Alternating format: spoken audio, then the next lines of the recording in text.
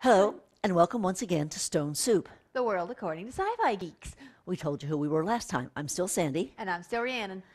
and we're still reviewing. Yep. Because Well, that's what we have to do right that's now. what we have to do right now. And today we're going to talk about James Cameron's Avatar. Yes.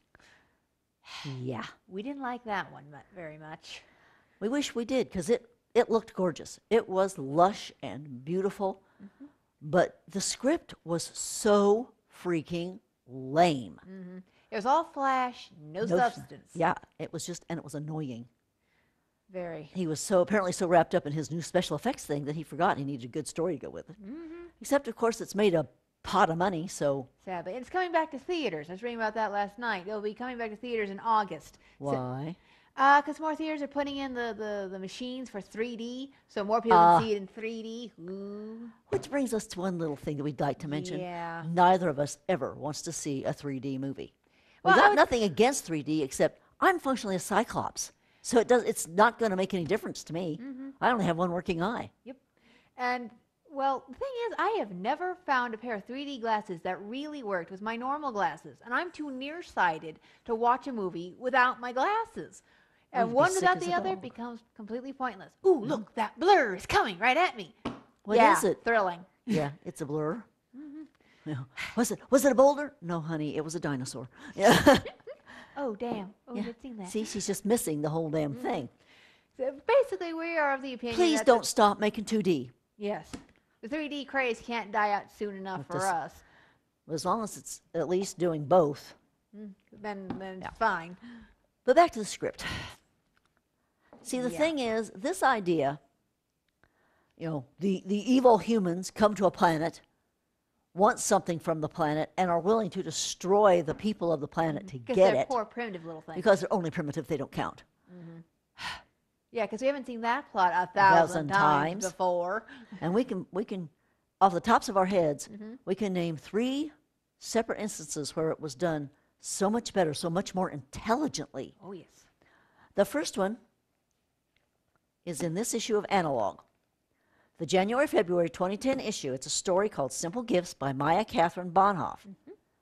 And she handled it so beautifully Yes. because in her world, all humans aren't evil and all aliens aren't saints. No. That's asinine. There's evil on both sides and good on both sides. Yes. And the whole, we're connected with nature, so that makes us better. No. Disconnecting from nature is what gives us these long, healthy lives. Nice. Think about that, people. Yeah, because Anyway. nature can be brutal. Ask the folks down in Louisiana. Yes. The second place is Princess Mononoke by Hayao Miyazaki. Came out, oh gosh, I don't even remember, but a good decade ago. But the same basic idea of the humans need to mine something, in this case iron, under the forest where actual forest spirits live. The mining will most likely destroy a large chunk of the forest, so the spirits are against it. But if the Imagine that. shocking, isn't it? But if the humans don't get the iron, their little town is going to die out. And the thing is, the point is made, this is a town that's made up of women that were saved from brothels, lepers that have been cast out by the rest of society. Basically, the leader of this town took the dregs of society and brought them to a place where they could live in peace. And She gave them is something to do that was valuable. honest work. She is not evil. She is definitely not evil. She gave them real lives. But the conflict is still there because the spirits don't want their forest destroyed, but the humans have to survive. The point, and both sides are right and both sides are wrong. That is actual intelligent writing, which sadly James Cameron did not manage to do. Not this time. And the third one is an episode of Stargate SG-1. Enemy Mine, 7th season.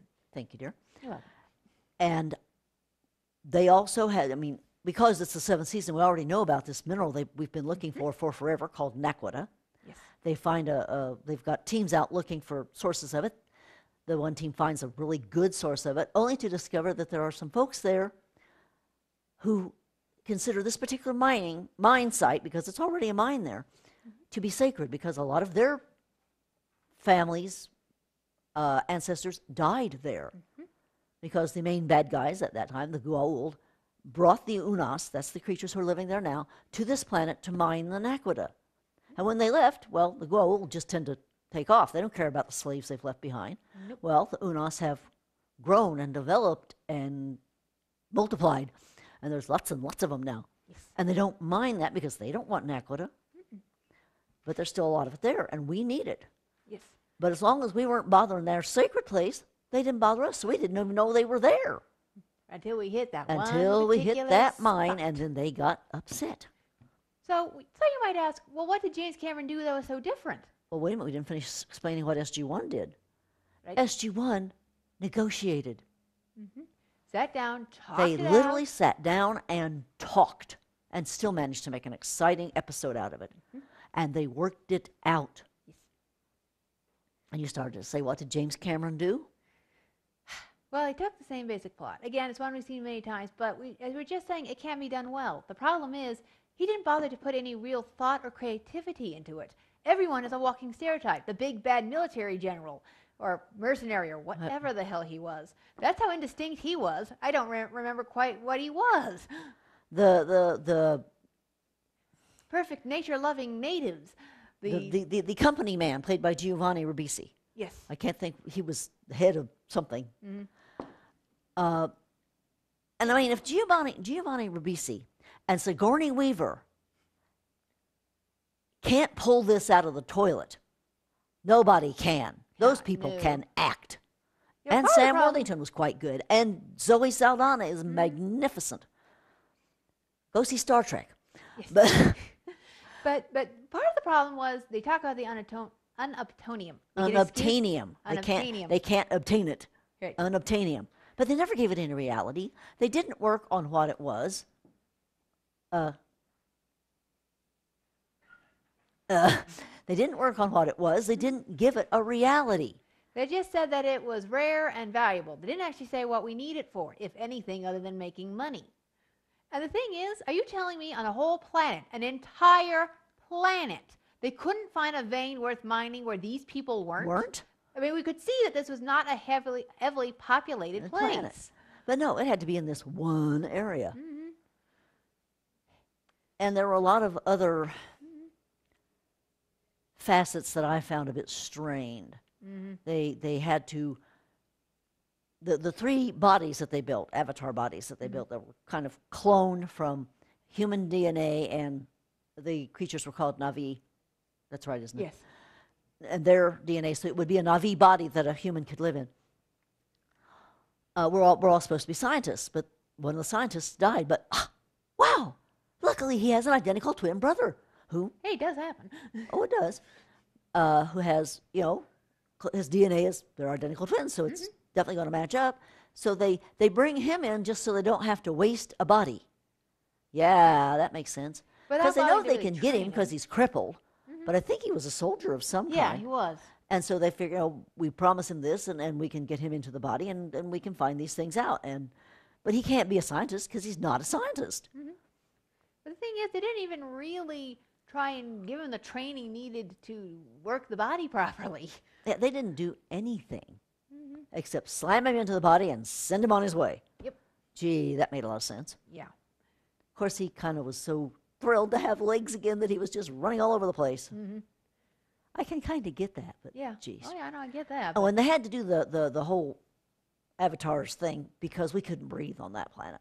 Again, here's this- acceptable. Yeah, perfectly acceptable. There's lots of planets we can't breathe on. I mean, in SG-1, if they can't breathe on it, they don't go there. Yeah. How they find that out? But that unobtainium is just so important. They have to go to this place where we can't breathe. Why?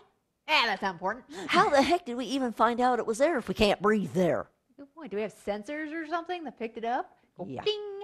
Like that'll happen. But so But basically, we just found the script so badly written. I mean, it's so typical. He meets the native princess, and they fall in love. Of course, she already has someone she's promised to, who of course hates him because he's taking away his promised fiance. And of course, in the end, they're all good friends, and she's going to marry the new guy. Yes. And he actually, I fights think she against did his marry fellows. him. Yes. Yeah. And so he breaks off from his Earth fellows, and he's going to stay in his avatar skin. And yeah, right. But of course, And everybody but him, 2 scientists, and 1 other soldier out of, I'm not sure how many dozens of humans were there, was evil and was perfectly willing to kill these natives to get their land and the things underneath Yeah. it. You really tell me not one person there said, hey, wait a minute. We don't Even- have the right to do this. Even after they found out that the planet itself was alive and a sentient being, and they were part of it, the Na'vi were part of it, didn't stop them, didn't slow them down, didn't even cause them to say, maybe we should rethink this. Maybe we can find this on a different planet, you know? Yeah. Like I said, And or find never a vein once where did they weren't. anybody try to talk to the Na'vi. Oh, wait a minute, Sigourney Weaver sort of did. Yeah. But They not sort of about tried to getting, talk, but the not Na'vi about were like, getting the "Go stuff." away. Yeah. So, you know, it just was badly, badly written. It was extremely predictable. It was flat. There was no true character depth.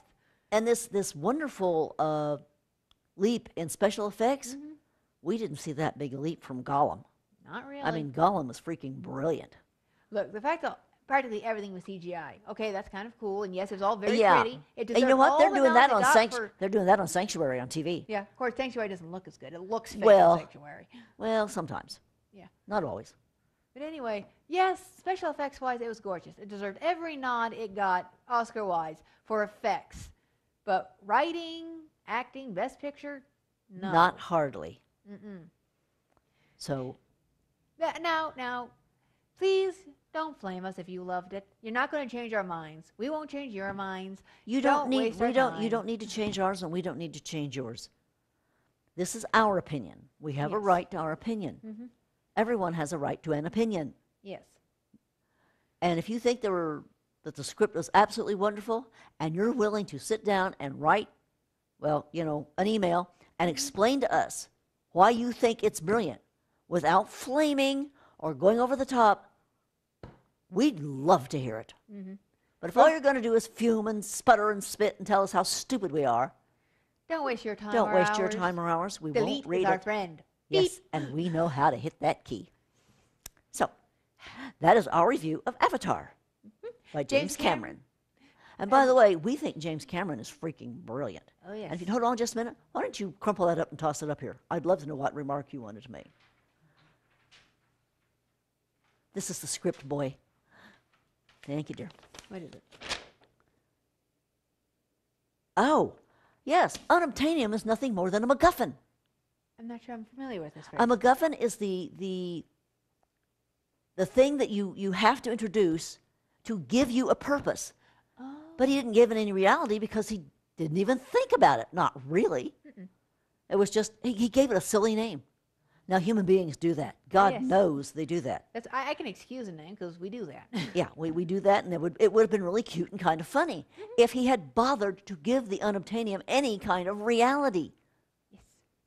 But the most he did was say, this is it. It looks like this. We want it. We don't even know what they wanted it for.